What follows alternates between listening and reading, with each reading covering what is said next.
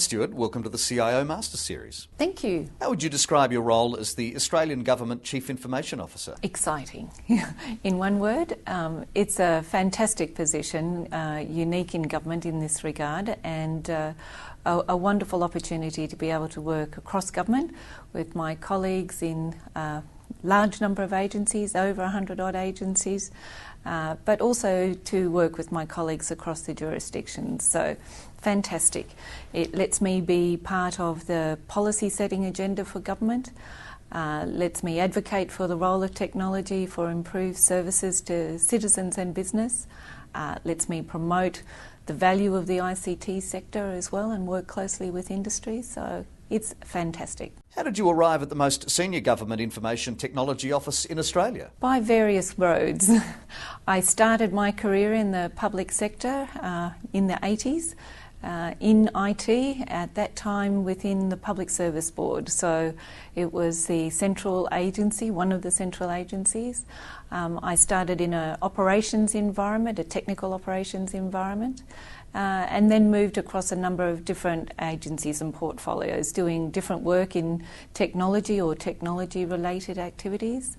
I did some work in the more corporate side, in audit as well.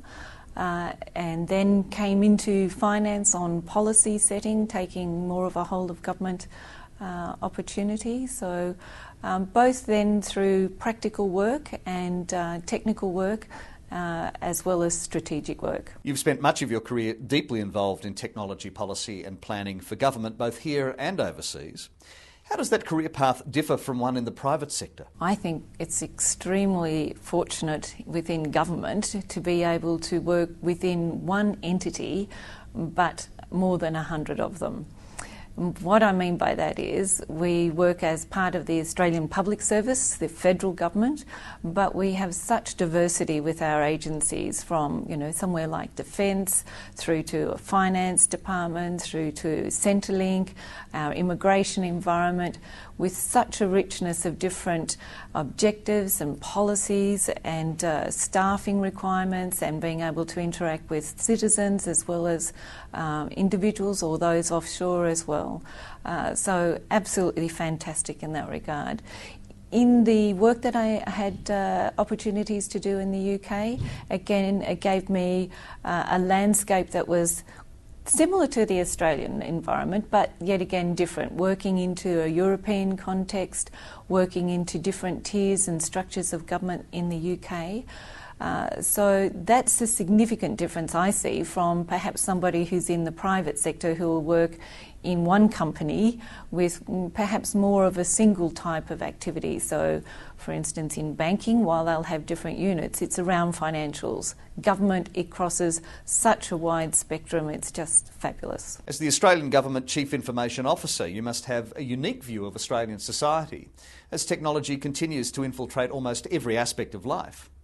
As those changes continue, are you expected to be a visionary, a functionary, or a reactionary? I think I am expected to be both a strategic and therefore capable of translating programs and the values of technology in strategic context. So a visionary for that and being able to identify how technology can help us improve services or cut out red tape and streamline things to bring both efficiencies and effectiveness.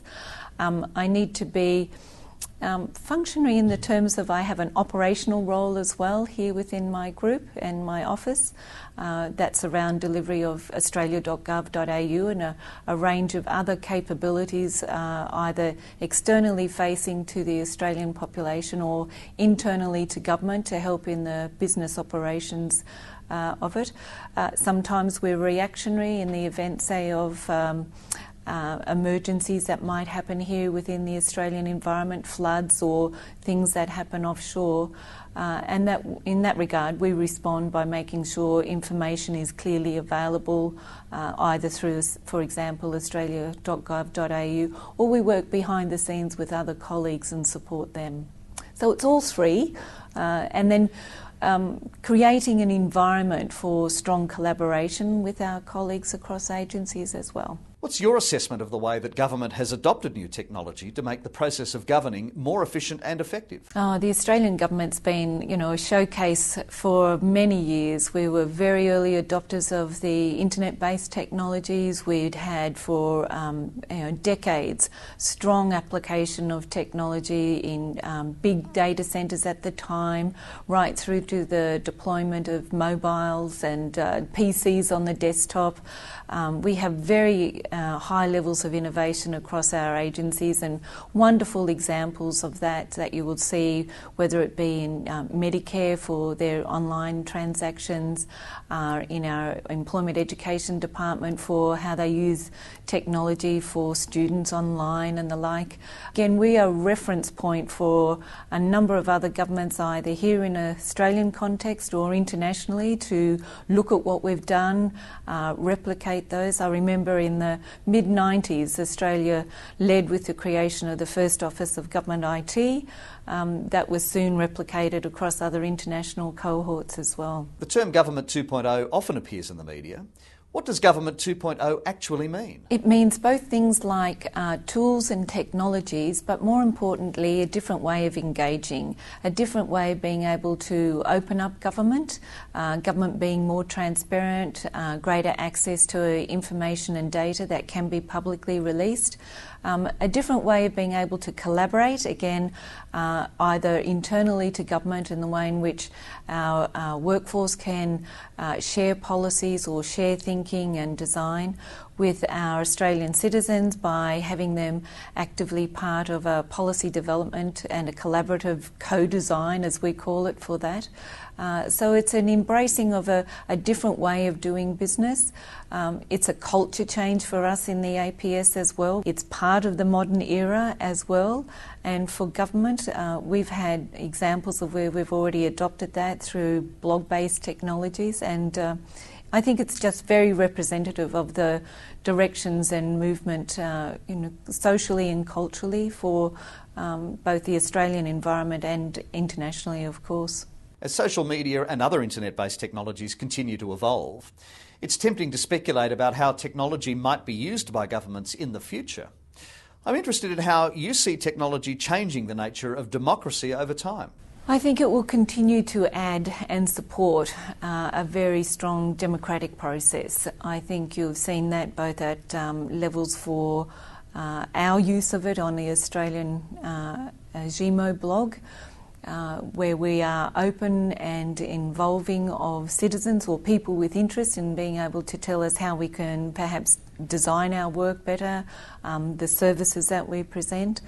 You'll see more in terms of activities from government agencies as they open up and also involve others in the design or providing feedback or input in draft strategies or policies or seek different viewpoints. And so it provides a greater reach. It, I think, helps to break down the distance factors. It addresses issues around cultural diversity as well.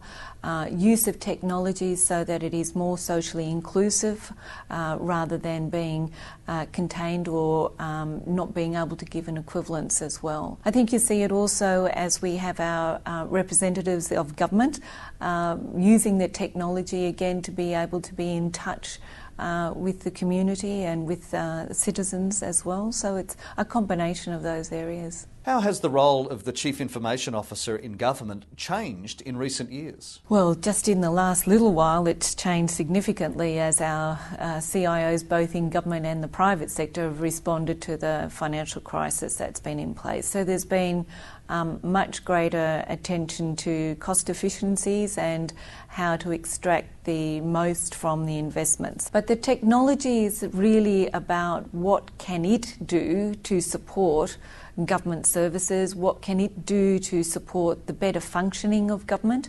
And so for the CIO, it really demands of them to have business language, not just technology language. So it's quite different, I think, to what it may have been in the last 10, 15 years. It's really moving to being a key member of a board, at the board table, not somebody just in a back office. How important is it for IT professionals working in government to have commercial experience in their portfolio? Again, it will depend on what it is that they're coming in to do.